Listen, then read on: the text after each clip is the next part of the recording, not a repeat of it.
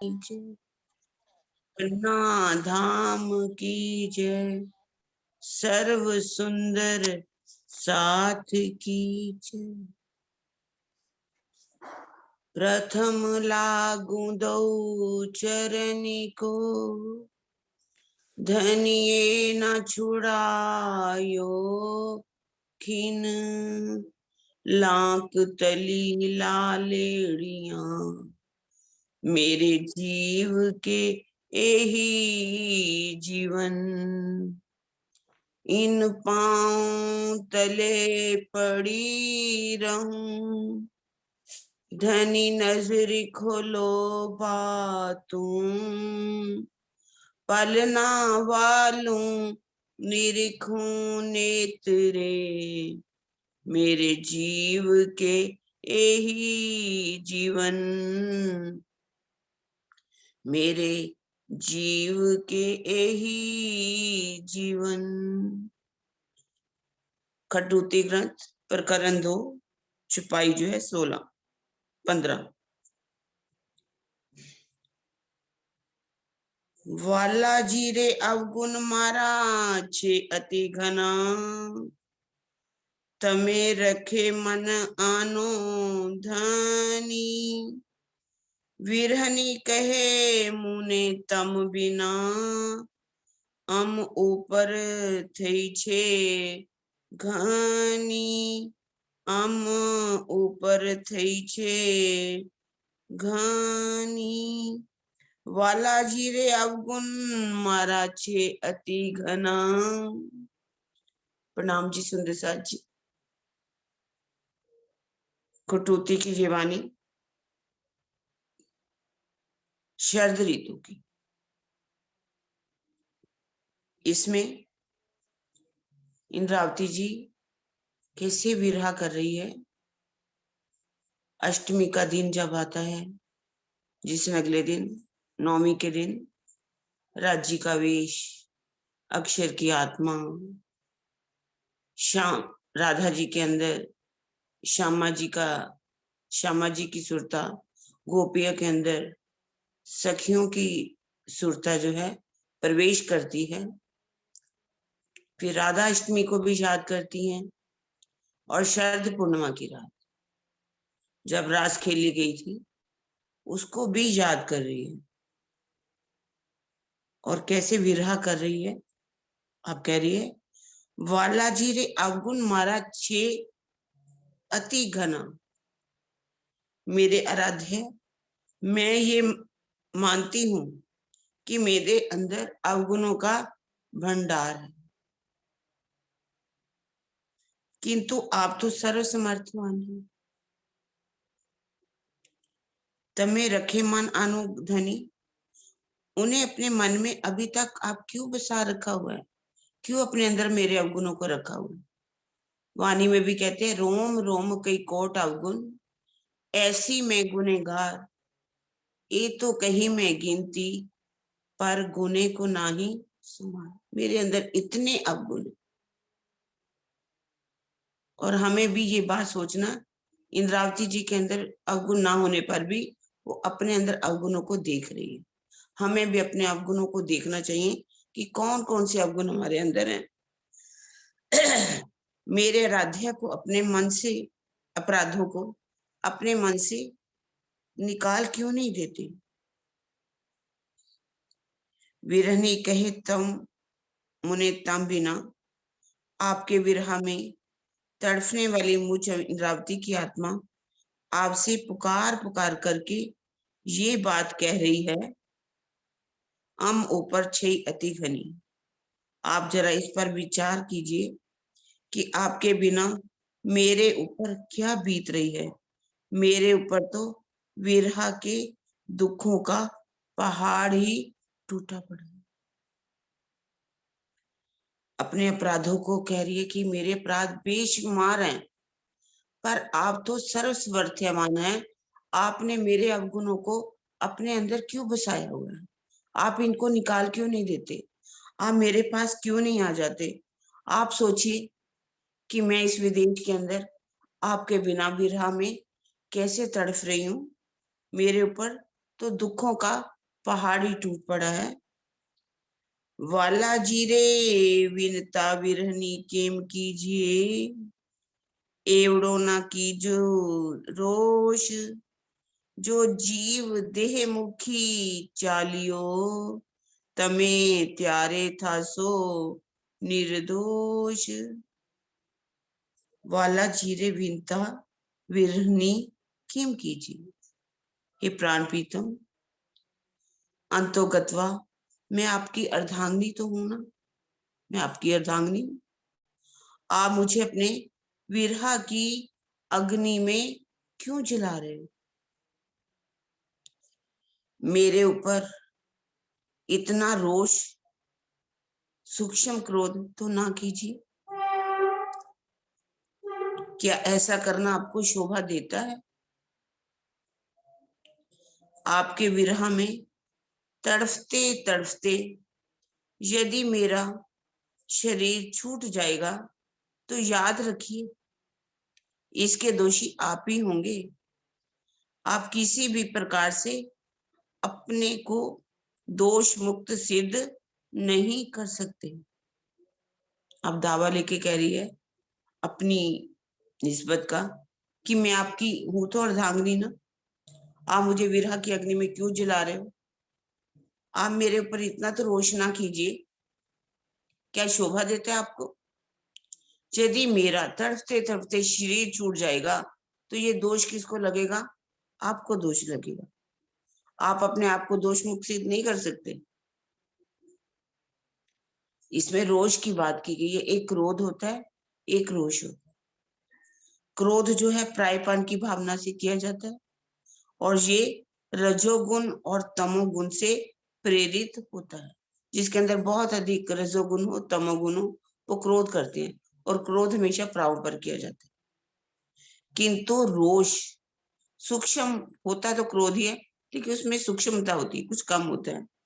किंतु रोष में अपनापन होता है। ऊपर से क्रोध की झलक अवश्य दिखाई देती है, किंतु हृदय में अपनापन एवं स्नेह का सरोवर क्रीड़ा करता रहता है। जैसे कोई बड़ा हमें समझाए या हम अपने बच्चों को समझाते हैं तो क्रोध से नहीं समझाते, उसमें प्रेम होता है ताकि वो अपने जो गलत कार्य करते हैं उनसे हट सके। इसलिए इस बात की झलक दिखाई जा रही है रोष की कि आपके अंदर हृदय में स्नेह तो है, और पर आप मुझ पर रोष जो कर रहे हैं वो रोष मत कीजिए। और यदि मैं तड़फ करके शरीर छोड़ दूंगी तो आप अपने आप को निर्दोष सिद्ध नहीं कर पाओगे। हवे चित आनी चरने तेजो, विरहनी टालो आधार, इन्ने वचने इंद्रावती ने, वालो तेडीले से तत्काल। हवे चित आनी चरने तीर्थ, आप मेरे जीवन के आधार हैं। आप तो मेरी आहा भरी बातों पर ध्यान देकर अपने चरणों में बुला लीजिए।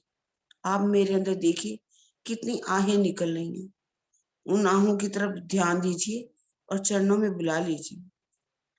और विरहनी टालोदार, और मेरे अंदर जो विरह भरा हुआ है उस विरह को आप दूर कर दीजिए।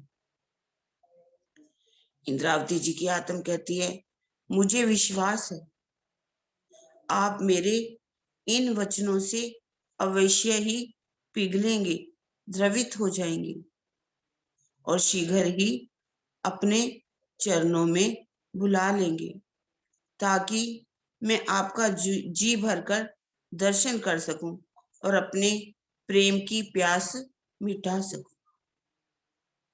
इसमें कितना प्यार लुटा रही है कि आप मेरी जो मैं ऊपर बातें कही हैं इन बातों का आप ध्यान कीजिए और मेरी पीड़ा को आप, जो मेरे अंदर विरह का दर्द है, इसको दूर कर दीजिए।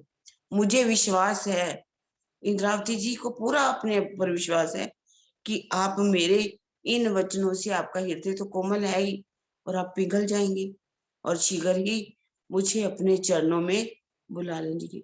कैसे इंद्रावती जी की आत्मा अपने सदगुरु महाराज की पहचान करके अब उनके लिए विरह कर रही है। चाहे वो सावलिया ठाकुर के घर में थे या वो धरोल में कला जी के पास नौकरी कर रहे थे, वहां पर भी उन्होंने कितना विरह किया। विरह करते करते उन्होंने यहाँ तक कहा कि आप मुझे बुला लीजिए मेरे धनी, आप रोष मत कीजिए और मुझे अपना बुला करके दर्शन दे दीजिए ताकि मैं अपनी प्रेम की प्यास को मिटा सकूं। हमारे अंदर भी जब भी हम चिंतन करें, ध्यान करें, एक अंदर से आंसू की धारा अवश्य ही बहनी चाहिए कि धनी, क्या आज की रात भी मेरी निष्फल चली जाएगी? आज की भी रात मेरी निष्फल चली जाएगी? नहीं राज जी, आपको आना ही पड़ेगा, आपको आना ही पड़ेगा। अगला प्रकरण है हेमंत ऋतु, कार्तिक और मगसर। राग सिंधुड़ा। हेमंत ऋतु कार्तिक मगसर, हेमंत ऋतु कार्तिक मार्गशीर्ष। हेमंत ऋतु का समय कार्तिक अघन मार्गशीर्ष मास में होता है। अंग्रेजी गणना में ये समय नवंबर और दिसंबर का होता है। हेमंत शब्द का संबंध हिम से है, बर्फ से है, जिसका तात्पर्य बर्फ की तरह शीतल होता है। इस ऋतु में शीतकाल का मनोहर दृश्य होता है जो विरहनी के विरह को अधिक प्रज्वलित करता है। उन्हीं भावों को श्री इंद्रावती जी के शब्दों में यहाँ प्रस्तुत किया जा रहा है। इसमें कह रहे हैं जब ये नवंबर दिसंबर का महीना होता है, आजकल तो थोड़ा फर्क पड़ गया, नवंबर में इतनी सर्दी नहीं पड़ती। पहले नवंबर और दिसंबर में चारों तरफ मतलब बर्फ ही बर्फ जब छा जाती है तो ये कहा जाता है कि हेमंत ऋतु आ गई। हिम चारों तरफ दिखाई देती है, ठंडा मौसम होता है बहुत। रुत ने आवीरे वलैया हेमनी, मेघ लियो गयो पुताने घेर आप। रुत ने शीतल रे लागे मुने दुहेली, हवे मुने काना तेडो प्राणनाथ। हे मेरे प्राणनाथ, अब हेमंत ऋतु आ गई, क्योंकि आकाश में बादल दिखाई ही नहीं दे रहे, क्योंकि ऋतु जो है वर्षा ऋतु भी खत्म हो गई, हेमंत शरद ऋतु भी चली जाती है, उसके बाद हेमंत ऋतु आने लगती है तो वर्षा के बादल भी दिखाई नहीं देते, लगता है वो अपने घर चले गए हैं। इस ऋतु में शीतल हवा के झोंके मुझे कष्ट दे रहे हैं। ऐसे समय में आप मुझे अपने पास क्यों नहीं बुला लेते? जब बहुत ठंडक का मौसम, शीत लहरें चलती हैं, कह रही है शीत की जो लहरें हैं मुझे बहुत ही, हवाएं जो है बहुत ही कष्ट दे रही हैं, क्योंकि आप मेरे पास नहीं हैं। आप मुझे अपने पास क्यों नहीं बुला लेते? बादलों का घर चले जाना एक अलंकारिक वर्णन है। ग्रीष्म ऋतु में उष्णता के कारण जल का वाष्पीकरण होता है। जब गर्मी की ऋतु होती है, बहुत अधिक गर्मी पड़ती है, सूरज निकलता है, तो जल का जो है वाष्पीकरण होता है, जिससे बादलों का निर्माण होता है। हेमंत ऋतु में ये अवस्था नहीं होती, जिससे बादलों का ना तो निर्माण होता है, ना वह दिखाई ही देते हैं। इसे ही बादलों का अपने घर चले जाना, अदृश्य हो जाना कहते हैं। 5 तत्वों में आकाश सबसे सूक्ष्म है। जैसे पृथ्वी, जल, वायु, अग्नि और आकाश 5 तत्व है, और इसमें आकाश जो है सबसे सूक्ष्म माना गया है। इसलिए आकाश छोड़कर कहीं और चले जाना संभव नहीं है, लेकिन बादल नहीं बनते, इसी कारण से ये बात कही गई है। शीतल हवा के झोंके श्री इंद्रावती जी को वैसे ही कष्टकारी लग रहे हैं जैसे सौत अपने पति के प्रेम को दर्शाते हुए व्यंग्य भरे वचनों से विरहिणी के हृदय को व्यथित करती है। क्या कह रहे, शीतल हवा के झोंके इंद्रावती जी को कैसे कष्टकारी लग रहे हैं, जैसे किसी की सौत हो और अपनी सौत को अपने प्रेम पति से वो प्रेम करती हो और उसकी सौत हो, तो व्यंग्य भरे वचनों में विरहनी हृदय को व्यथित करती है, दुखी होती है।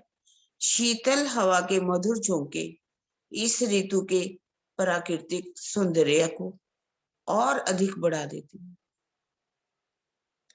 यदि प्रकृति प्रीतम के प्रेम का रसपान करने का अधिकार रखती है, परम धाम की ब्रह्म आत्मा श्री इंद्रावती जी को नजरअंदाज क्यों किया जा रहा है। कह रही, यदि प्रकृति भी अपने प्रीतम बादलों का इतना रसपान करने का अधिकार रखती है, तो परम धाम की ब्रह्म आत्मा श्री इंद्रावती जी को नजरअंदाज क्यों किया जा रहा है, जबकि वे अपने धनी की प्राणेश्वरी है, हृदयेश्वरी है। क्या ये शब्द उसे मात्र चिढ़ाने के लिए ही कहे गए हैं? आप मुझे अपनी प्राणेश्वरी कहते हो, हृदयेश्वरी कहते हो, क्या ये शब्द आप मुझे चिढ़ाने के लिए कह रहे हो यदि आप मेरे पास नहीं आते? सुनते साथ जी कुछ बात करनी हो तो ऐसा नहीं कि सिर्फ पढ़ा ही जा रहा है, आप सभी सुनते साथ बात भी कर सकते, अपना हैंड रेज कर सकते। अंबरियो ने थ्योरे वाला जी निर्मलो, वादलियो गयो पुताने घेर ठाम, हजीना संभारो रे वाला तमे विरहनी, काना भाजो रे रुद्यानी। हाँ, हे धनी, काले काले बादलों का अदृश्य हो जाना, धूल रहित होने से इस समय आकाश बहुत ही स्वच्छ दिखाई दे रहा है। काले काले बादल जो थे अदृश्य हो गए, चारों तरफ धूल समाप्त हो गई। जब बारिश आती है, कितनी आप देखते हैं, पेड़ों को देखो, छतों को देखो, चारों तरफ पहले धूल ही धूल दिखाई देती, लेकिन जैसे ही बादल बरसते हैं तो सब धूल रहित हो जाते हैं, कहीं भी धूल का कण भी दिखाई नहीं देता। किंतु मुझे लगता है आप विरह में तड़फती हुई मुझ अंगना को अभी भी याद नहीं कर रहे। क्या आपको मेरी याद नहीं आ रही? अपने इस रूखेपन को छोड़कर आप मुझे प्रेम का उपहार क्यों नहीं देते, जिसे पाने के लिए मेरे हृदय में अति प्रबल चाहना है। ये तो एक प्रेम का उलाहना है। प्रेम के उलाहने में कह रही हैं इंद्रावती जी कि आप अपना रूखापन छोड़ दीजिए और मुझे प्यार, अपना प्यार जो है मेरे ऊपर लुटा दीजिए, क्योंकि मेरे अंदर उस प्रेम को पाने की कितनी प्रबल चाहना है, कितनी इच्छा है, कैसे मैं तड़फ रही हूँ आपके प्रेम को पाने के लिए। ये हम सबके लिए सिखापन है, हमारे अंदर भी ऐसा प्रेम आना चाहिए। इंद्रावती जी ने तो तड़फ तड़फ करके पा ही लिया, तभी तो आगे के प्रकरणों में कहेंगे कि आप भी वश में कर सकते हो। मैं आपको वशीकरण मंत्र देती हूँ, ये सब वशीकरण मंत्र है जिससे हम भी तड़फ करके विरह में अपने प्रीतम को अपने धाम हृदय में बसा सकते हैं, उनका प्रेम भरा दर्शन हम कर सकते हैं, दीदार कर सकते हैं। श्री इंद्रावती जी की आत्मा ये प्रश्न करती है, मेरे प्राणेश्वर, आपके मन रूपी आकाश में संशय के बादल कब तक छाए रहेंगे? अभी तक आपके अंदर संशय के बादल है मेरे प्रति। क्यों बादल आए संशय के? बालबाई की चुगली रूपी धूल कब तक उड़ती रहेगी? उलाना देके कह रही है कि संशय आपके अंदर आ गया था कि मैं चोर हूं, मैंने चोरी की है, मैंने पैसा हड़प लिया है, क्योंकि बाल श्याम जी और बिहारी जी ने आकर के चुगली लगा दी थी कि उन्होंने बहुत सा पैसा जो है उसका गबन कर लिया है, चुरा लिया है, और वो पैसा लेकर के वापस लौट रहे, हमें तो कुछ दिया ही नहीं, जबकि सारा हिसाब उन्होंने लिखा हुआ उनके आगे रख दिया था कि किस तरह से जो शेख सल्लाह है उसने गोदाम में आग लगा दी ताकि अरब देश का पैसा जो है कभी भी भारत में नहीं जाना चाहिए। और बाकी जो इन श्याम जी थे और बिहारी जी, कहा जाता है एक बीतक में लिखा हुआ है कि कुछ सोने की छड़ें थी, वो तो उन्होंने समुद्र में ही बहा दी, और कुछ जो पैसा था वो सोना था जो उन्होंने उनको सब समेट करके वहां से दे दिया था, वो उन्होंने छुपा लिया और बताया ही नहीं कि बिहार में राजी ने कुछ हमें दिया है। चोर सिद्ध कर दिया था बालबाई के भी, बालबाई ने भी उन पर विश्वास कर लिया था। कह रहे हैं कि बालबाई की चुगली रूपी धूल कब तक उड़ती रहेगी। आप इतने निष्ठुर हो गए। मैं आपको याद में एक एक पल तिल तिल कर बता रही हूँ, मुझे आप कभी याद भी नहीं करते। क्या मेरी आत्मा से आपका कोई संबंध नहीं है? क्या आपका प्रेम पाने के लिए मैं यूं ही तड़फती रहूंगी? क्या मुझे इतना भी अधिकार नहीं है कि मैं आपसे अपने हृदय की प्रेम पाने की इच्छा रूपी प्यास मिटा सकूं? बालबाई की चुगली की धूल कह रहे हैं कि इतनी उड़ रही है कि संशय रूपे बादल छाए हुए हैं, आप मुझे याद नहीं कर रहे। क्या मेरी आत्मा से आपका कोई संबंध नहीं है? मैं आपके प्रेम को पाने के लिए कितना तड़फ रही हूँ विरह में। मेरा कुछ तो अधिकार है ना, मैं आपका प्रेम पाना चाहती हूँ। अगर आप मुझे दीदार दोगे तो मैं अपनी चाहना की प्यास को मिटा सकूंगी। वो दर्शन ने दीजिए रे वलैया दया करी, आ रुत में ना खमाए, जो ने विचारी रे वलैया जीव सू, कालजड़ू मारू माहे कपाए। मेरे आराध्य, आप तो मेरे ऊपर दया करके दर्शन दे दीजिए। हेमंत ऋतु की इस मनोहर बेला में आपका वियोग सहन नहीं होता। यदि आप अपने अंदर विचार करके देखें तो आपको मेरी इस दयनीय अवस्था के बारे में अच्छी तरह से विदित हो जाएगा कि आपके विरह में मेरा हृदय फट कर कट कर टुकड़े टुकड़े हो रहा है। इंद्रावती जी कैसे कह रही है कि आप मेरे ऊपर दया कीजिए, आप अपना दर्शन दे दीजिए। ये ऋतु हेमंत ऋतु है, इस ऋतु में मैं आपका वियोग कैसे सहन कर सकती हूँ? आप कुछ तो विचार कीजिए, कुछ तो मेरे ऊपर दया कीजिए।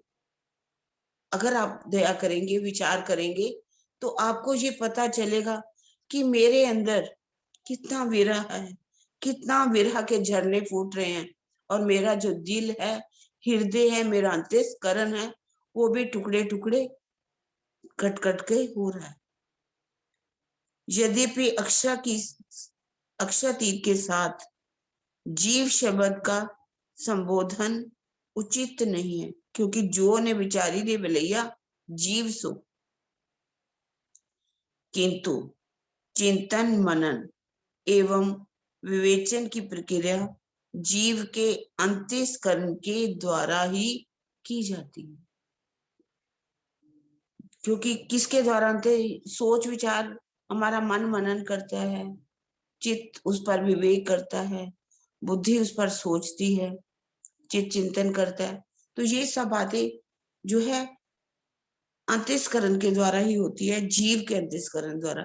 इसलिए यहाँ जीव शब्द का प्रयोग हुआ है। इसी तथ्य को ध्यान में रखकर जीव से विचार करने का प्रसंग है। श्यामा जी की आत्मा के धाम हृदय में अक्षरातीत का आवेश अवश्य विराजमान है। बाह्य व्यवहार तो जीव के द्वारा ही हो रहा है, इसलिए जीव के द्वारा विचार करने की बात कही गई है। वस्तुतः जीव का तात्पर्य यहाँ हृदय से है, सर्वज्ञ, शक्तिमान, सकल गुण निधान अक्षरातीत को विचार करने की आवश्यकता ही नहीं पड़ती है, वह तो सब कुछ जानती है। राजी को क्या कुछ कहना पड़ेगा? जब वो हमारे धाम हृदय में विराजमान है तो उनको कुछ भी नहीं कहना पड़ता, वो हमारे दिल की एक एक बात को जानते हैं। हमारे अंदर वास्तविक विरह है, क्या हम ऊपर का दिखा रहे हैं, हम कहना क्या चाहते हैं। उनको कहने की कोई भी बात जरूरत नहीं पड़ती, लेकिन यहाँ पर उन्होंने जीव के द्वारा ये बात जो है, इस बात को कहा गया है कि मेरे दिल में आपको मिलने की कैसी तड़फ है। वो हमारे दिल की बात एक प्यारा सा भजन में बोला करते हैं, क्या कहना है मेरे पिया जब तुम हो पास मेरे, हम तो कहे बिना सब कुछ पाया करते। बहुत पुराना बोला करते थे, कुछ कहने की जरूरत नहीं पड़ती। हमारे अंदर अंतर आत्मा से हम तड़फ रहे हैं, जो ऊपर से तड़फ रहे हैं, हमारे अंदर कैसे विचार आ रहे हैं, वो धनी एक एक बात को जानते हैं। हम अपने धनी को धोखा भी नहीं दे सकते। धनी न जाए किनको धूत्य, जो कीजिए अनेक धुता। हम धोखा भी नहीं दे सकते। अगर हमारे अंदर वास्तव में तड़फ है तो तहकीक अरज पहुंचत है, जो भेजिए पाक दे। तो हमारे अंदर की एक आह हमारे धनी को मिला सकती है, हमारे धनी का दीदार करवा सकती है, लेकिन वास्तव में अंदर से वो तड़फ होनी चाहिए जो इंद्रावती जी के दिल में से विरह की तरफ निकल रही है। यदि कोई और सुंदर साथ पढ़ना चाहे तो पढ़ सकता है। चाहता हो जी रेज हैंड कर सकते हो, किसी का दिल है तो, नहीं तो दीदी पढ़ते जाओ, कोई बात नहीं। ठीक।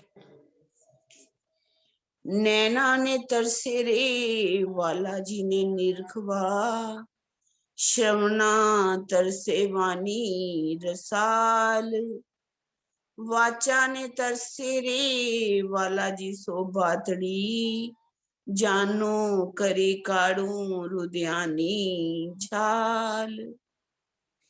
बहुत प्यारी बात कही गई है इसमें। हे मेरे जीवन के आधार, नैना तरसे ने वाला जीना निरखो। मेरे नेत्र आपका जी भरकर दर्शन करने के लिए तरस रहे हैं। श्रवणा तरसे वाणी रसाल, मेरे दोनों कान तरस रहे हैं, कब उन्हें अपनी आपकी अमृत से भी भरी मधुर मीठी वाणी सुनने को मिलेगी। वाचा ने तरसे रे वाला जी सो बातड़ी, आपसे प्रेम भरी बातें करने के लिए मेरी वाणी जीभा तड़फ रही है। जानू करी काड़ू रुधियानी जान, जब तक मैं इस लक्ष्य को प्राप्त नहीं कर लेती तब तक मेरे हृदय में धधकने वाली विरह की ज्वालाएं शांत नहीं होगी। हमारे नैन तरसने चाहिए अपने धनी का दीदार करने के लिए। हमारे श्रवण जो अंग है वो तरसने चाहिए अपने प्रीतम की बातें सुनने के लिए, और जीभा अपने प्रीतम से बात करने के लिए उसको भी तड़फना चाहिए। इंद्रावती जी जैसे कह रही है, जैसे मैं ये बातें आपसे कर ना लूं, आपका दीदार कर ना लूं, आपकी प्रेम भरी बातें सुन ना लूं, मेरी तड़फ समाप्त नहीं हो सकेगी। मेरे हृदय में आपसे बात करने के लिए, दर्शन करने के लिए, कानों से बात सुनने के लिए विरहा की लपटें जो हैं वो निकल रही हैं। वो उन ज्वालाओं को मैं शांत करना चाहती हूँ। हाँ जी, नरेश जी क्या कहना चाहते हैं? सुंदर साथ जी, नरेश जी ने हैंड रेज किया।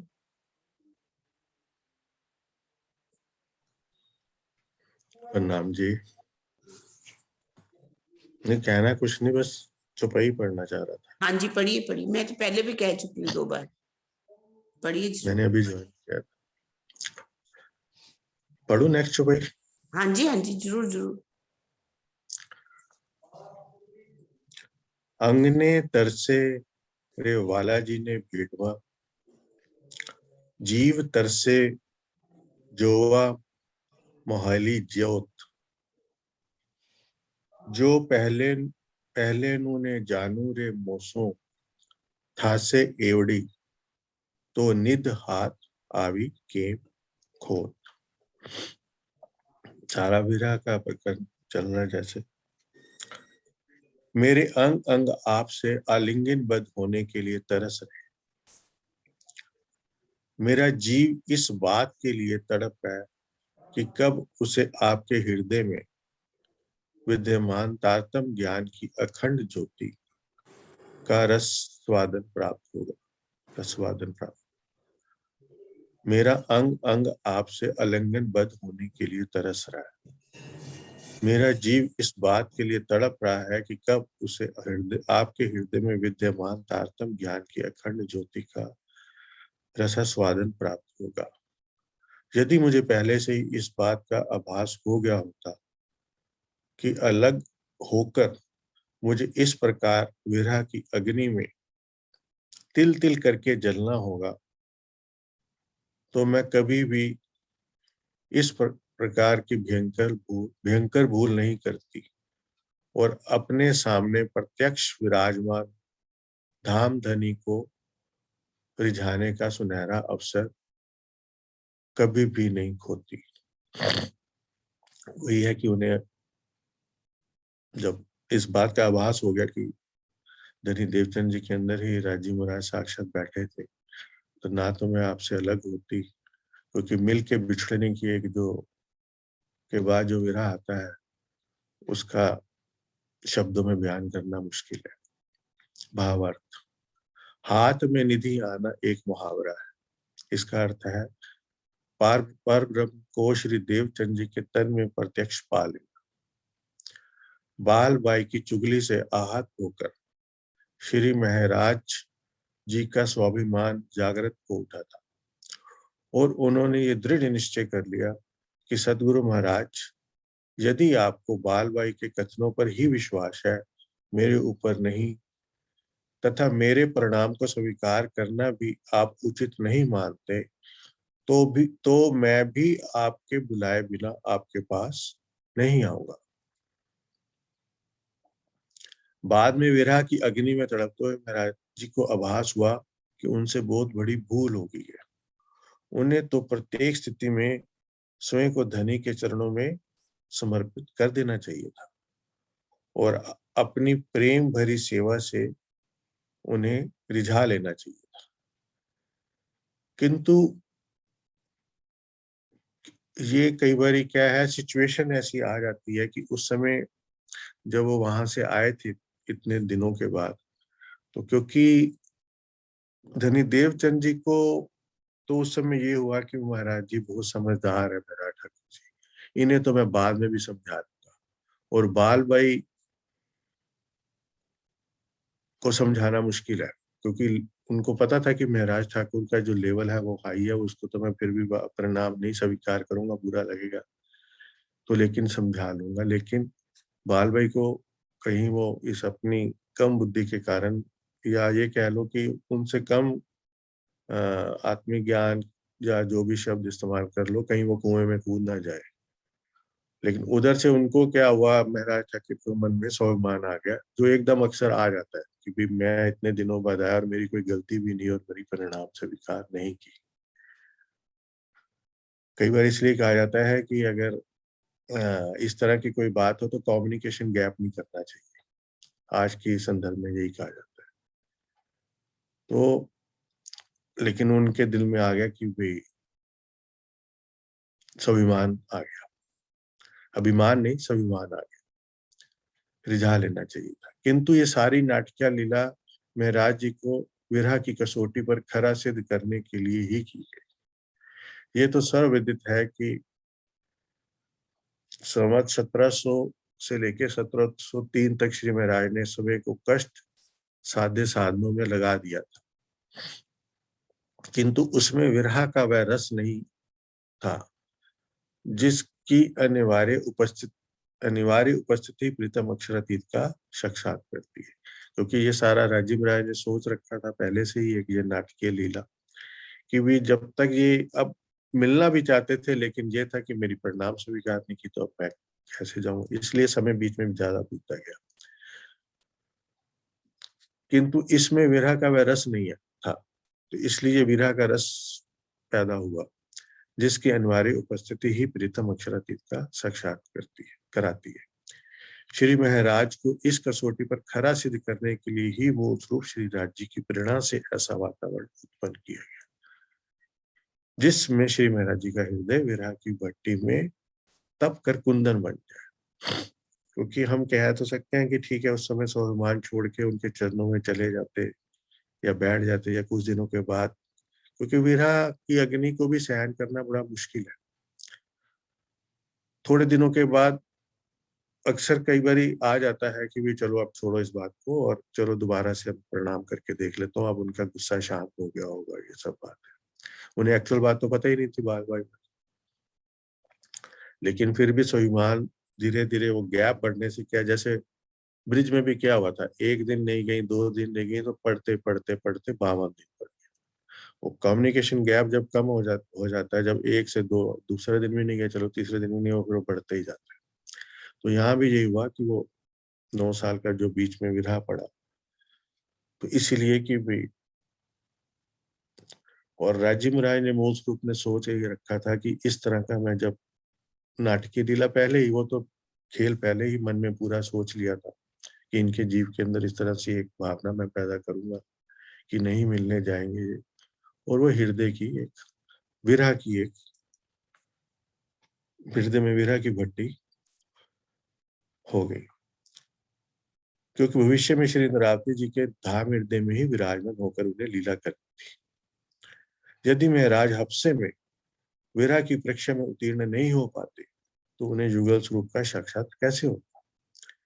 इसलिए विरह की भट्टी में उन्हें तपाया गया, जैसे सोने को 16 बार तपा के 16.5 बार बोलते हैं, कंचन बनाते हैं, या उस तन को अच्छे से और बनाया गया ताकि उसमें पूरी जागनी लीला और पूरी महामती और पूरी 5 शक्तियों ने विराजमान होना था।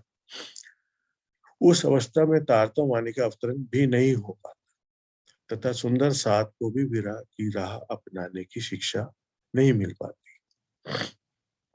ये कदापि संभव नहीं कि श्री देवचंद जी के जिस तन में अक्षरातीत विराजमान हो, वो तन बालबाई और बिहारी जी के षड्यंत्रों को ना समझ सके।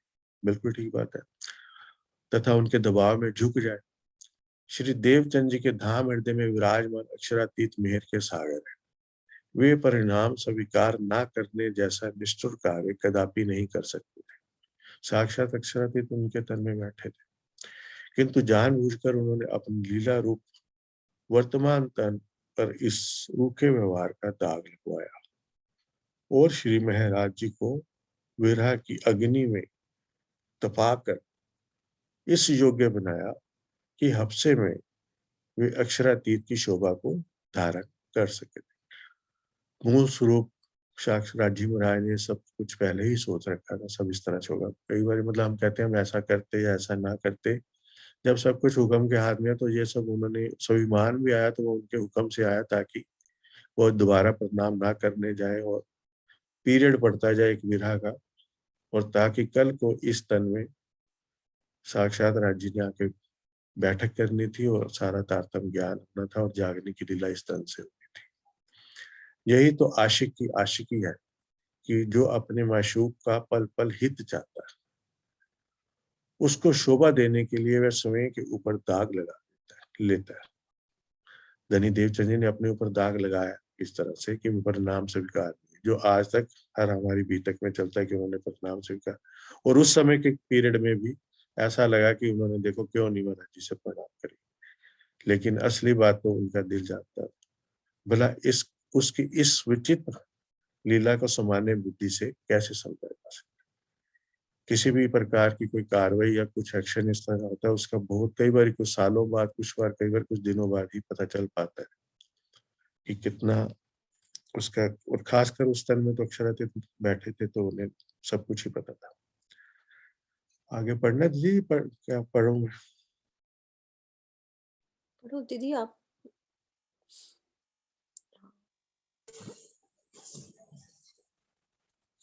साथ ने मेली बैठो छो જ્યારે સામટા ત્યારે આમ બિના તમને કેમ સુહાય મુનેરે મારા વલૈયા તમ બિના પલને પ્રલે કાલ જેમ થાય સાથને મેલી बैठो छो જ્યારે સામટા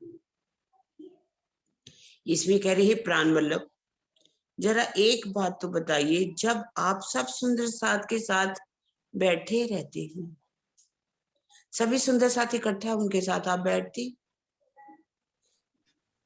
त्यारे अम बिना तमने केम सुहाई तो आपको मेरे बिना कुछ अच्छा लगता है मैं बीच में नहीं हूं इंद्रावती जी क्या तुम कह रही है मुनेरे मारा वलैया तम बिना क्या आपने कभी मेरे बारे में ये सोचा है पालने प्रलय काल जेम था कि आपके वियोग में एक एक पल प्रलय काल के समान कष्टकारी प्रतीत होता है अब वे अपने उन सदगुरु महाराज के अंदर धाम देने की जब पहचान हो जाती है तो उनके लिए आप विरह कर रही हैं कि आप सभी सुंदर साथ बैठते हैं जैसे हमने भी अक्सर देखा है कि कैसे सुंदर साथ जिनको भी जो परमहंस हों जैसे बड़े महाराज जी हुआ करते थे सुंदर साथ कैसे बैठा करता था सरकार श्री के साथ कैसे बैठा करते थे जैसे स्वामी जी के साथ जिसको जहां अपने अच्छा लगता है वो सब उनके साथ बैठते हैं तो उस सत्तान में तो स्वयं अक्षरातीत थे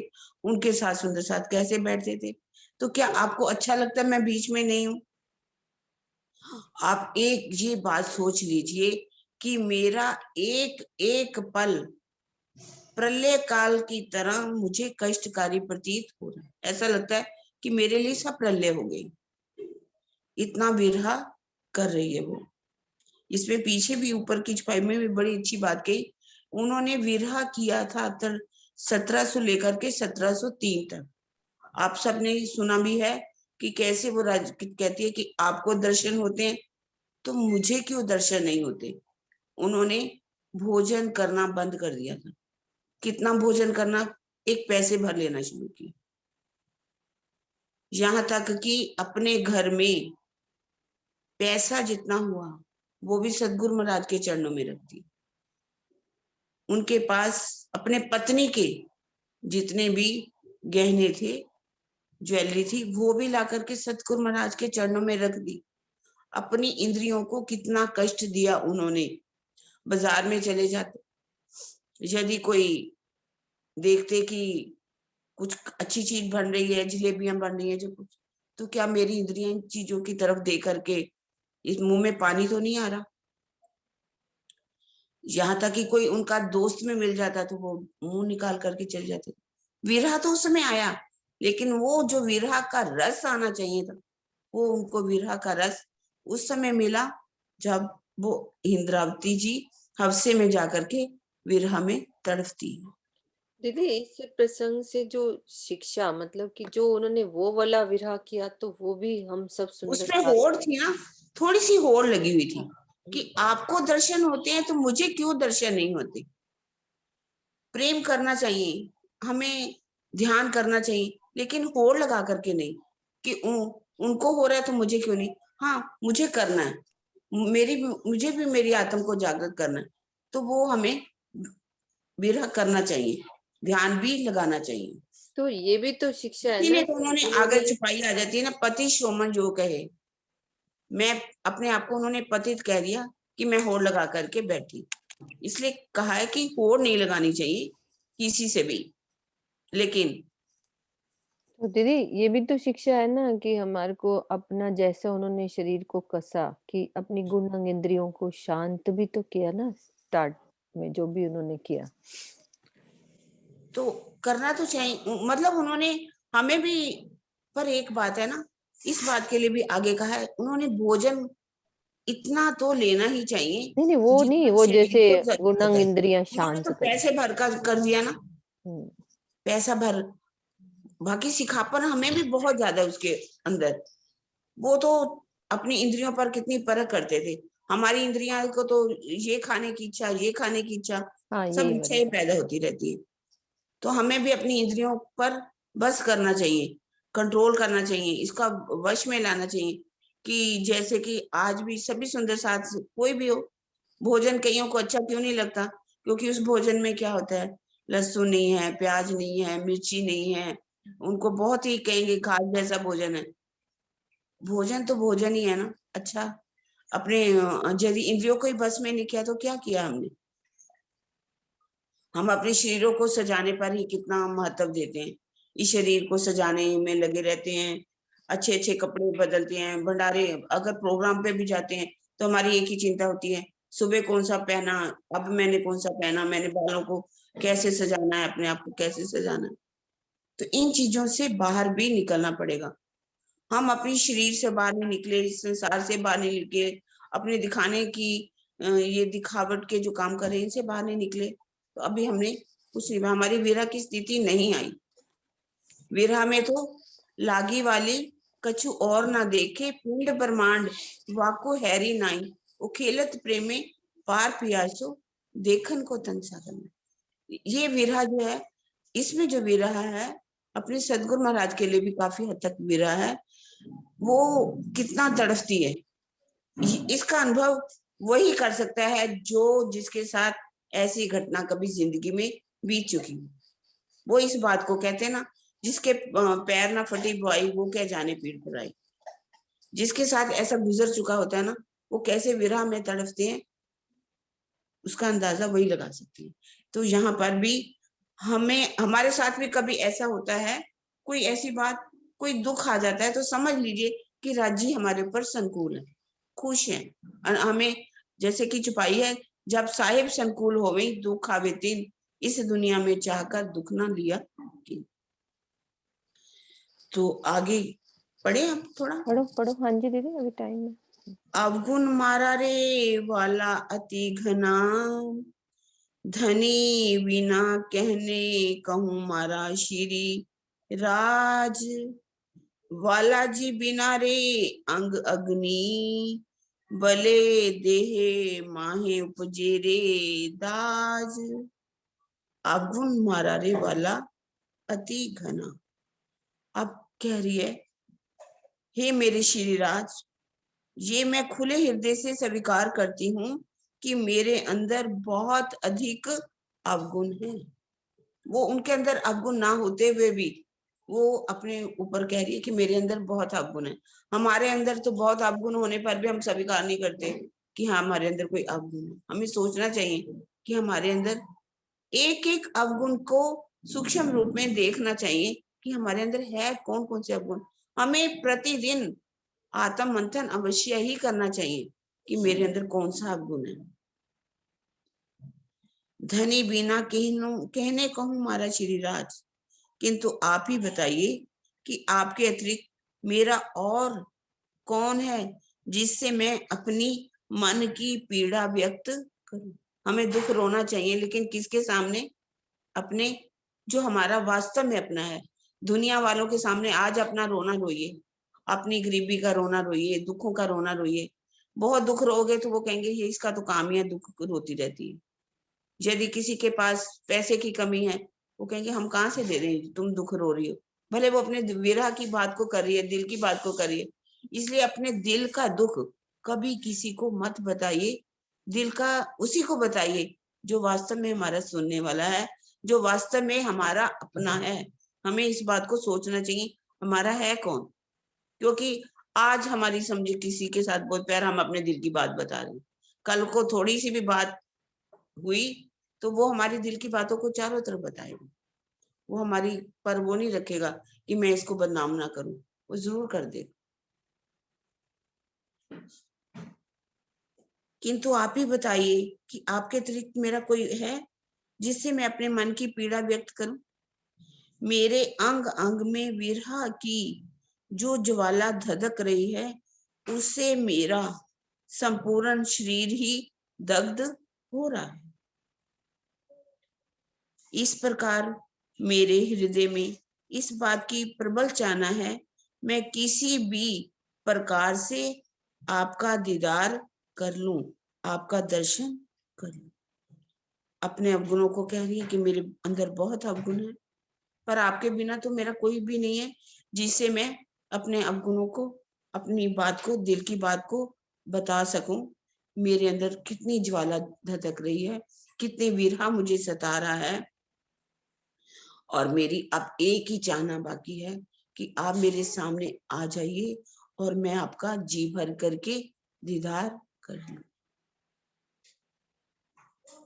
वानने छायो रे वाला द्रुम वेलड़ी, शीतल धराने शीतल वाय, शीतल झलने शीतल छाहड़ी, पन मारे अंग लागे अति दाहे। अब प्रकृति का वर्णन कर रही हैं। वन में वृक्षों से लताएं लिपटी हुई। आप कभी देखो, अगर असम की तरफ जाते हैं तो पेड़, नारियल के पेड़ लगे हुए हैं, उसके चारों तरफ काली मिर्ची की बेलें ऐसे लिपटी होती। और भी बहुत जगह आप देखते हैं, वनों में जाएं तो वनों के साथ जो लताएं हैं लिपटी होती हैं। उनसे बहने वाली शीतल, मंद और सुगंधित हवा के झोंकों ने पृथ्वी को भी शीतल बना दिया। उसमें से शीतल हवा निकल रही है, मंद सुगंध। शीतल हवा जब बहती है तो हमारे हृदय को भी शीतल कर देती है। और वो कह रही है चारों तरफ शीतलता छा गई है। नदियां, झरनों तथा सरोवरों के शीतल जल से आच्छादित धरती शीतलता के रस में ओत प्रोत हो रही है। नदियां पानी से भर गई हैं, झरने बह रहे हैं, सरोवरों में से भी पानी जब बहता है तो उसमें से शीतल हवा जो है धरती को भी शीतल कर रही है। वृक्षों की शीतल छाया उसकी उपमा में और चार चांद लगा रही है। किंतु एकमात्र मैं ही ऐसी मंदभाग्या हूं जिसके अंग अंग में विरह की धधकती ज्वालाओं से उष्णता का संचार हो रहा है। कह रहे चारों तरफ शीतलता छाई हुई, झरने बह रहे हैं, नदियां बह रही हैं, सरोवर जो हैं पानी के साथ भर गए हैं, उसमें से ठंडी ठंडी कैसी हवाएं निकल रही हैं। प्रकृति का पूरी तरह से नजारा वो पेश कर रही हैं। पर वो कह रही मैं कितनी मंदभाग्य हूँ, मेरे अंदर से क्या निकला है, ठंडी ठंडी आहें ना निकल करके गरम गरम गरम धधकती हुई ज्वालाएं जैसे निकलती हैं। आहें मेरे अंदर से गरम गरम आहें जो हैं वो निकल रही हैं। इस छपाई की उपमा अलंकार के माध्यम से प्रेम की पीड़ा को व्यंग्यात्मक भावों द्वारा व्यक्त किया गया है। इंद्रावती जी कहती है, वृक्षों से लिपटी हुई लताएं प्रिय प्रीतम के मधुर प्रेम को दर्शा रही। जैसे कि हमने अंतर ध्यान के समय भी देखा रास के अंदर कि कैसे वो लताओं को देख करके सखियां कहती हैं, तू कितनी भाग्यशाली है, तू अपने प्रीतम से लिपटी हुई है। तो इसी तरह से मेरी आत्म हम वो वहां पर कैसे तड़पती हैं, हमारा प्रीतम हमें छोड़ करके चले गए हैं। इंद्रावती जी की आत्म उस मधुर प्रेम को दर्शा रही है। शीतल जल तथा शीतल हवा के झोंकों से जब सारी प्रकृति शीतलता के रस में अकंठ डूबी हुई दिखाई दे रही है, शीतल हवाओं से शीतलता चारों तरफ फैल रही है और कह रही है, पर हे मेरे धामधनी, मुझे किस अपराध की सजा में विरह का ताप झेलना पड़ रहा है। मैंने कौन सा अपराध कर दिया कि जिससे मैं आप मुझे विरह में इतना तड़फा रहे हो। क्या आप यही चाहते हैं कि मैं अपने प्रीतम वृक्षों से लिपटी हुई ये लताएं मुझे भी चिढ़ाती रहे, ये लताएं मुझे चिढ़ा रही हैं, आप यही चाहते हो कि ये मुझे चिढ़ाएं? क्या ऐसा करने से आपको आनंद आ रहा है? आपका हृदय तो प्रेम का सागर कहलाता है, उसकी एक बूंद भी यदि मुझे प्राप्त हो जाती तो मेरे विरह का कष्ट दूर हो जाता। कह रहे आपका हृदय तो प्रेम का सागर है, यदि उसमें एक बूंद भी मिल जाए तो मेरे अंदर जो इतना विरह है उसका कष्ट समाप्त हो सकता है। मेरे प्रति प्रेम में आप इतनी कृपणता अर्थात कंजूसी क्यों दिखा रहे हो? क्या पृथ्वी पर प्रवाहित होने वाला जल आपके हृदय में विराजमान प्रेम के सागर से अधिक श्रेष्ठ है।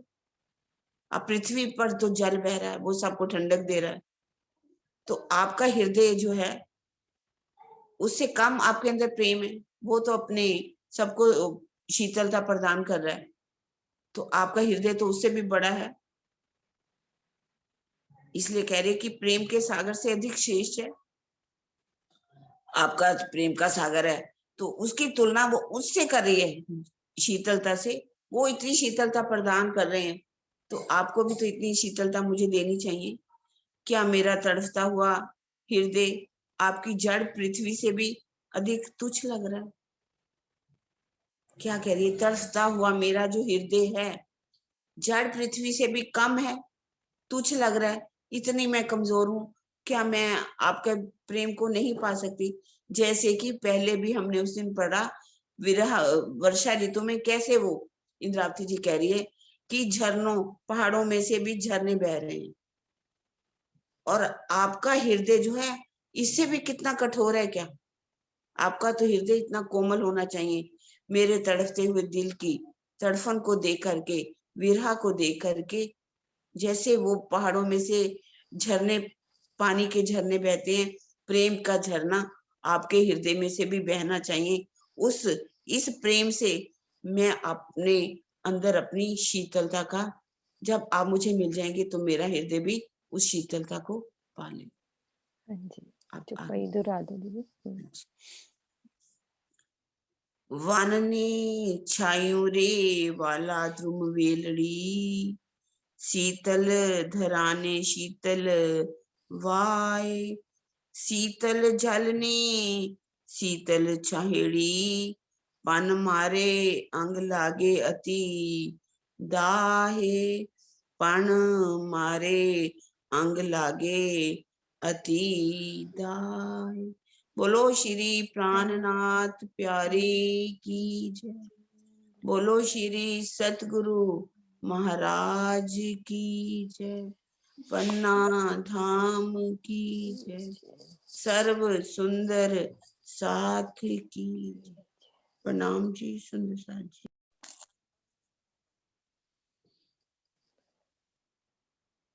किन विरहाना सहा कभी, जिसने हजूर का क्यों जी रही है देखे बिना, जलवा नूर का किन विरहाना सहा, जिस दिल को रहना चाहिए उनके ख्याल में, जिस दिल को रहना चाहिए उनके ख्याल में, उस दिल से जुड़ गया है रिश्ता गरूर का, क्यों जी रही है देखे बिना, मुखड़ा वो नूर का, किन विरहाना सहा कभी। आखिर तो हक के रूबरू होना है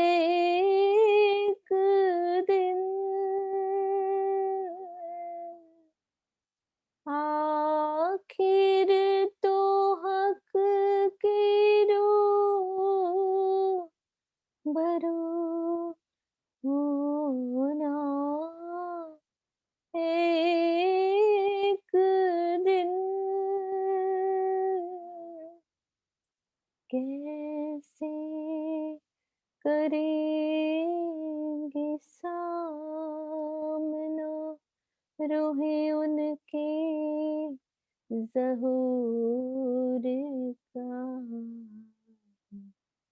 क्यों जी रही है देखे बिना, मुखड़ा नूर का। किन बिरहाना सहा कभी। प्रणाम जी आशु दीदी, आपके चरणों में प्रणाम जी।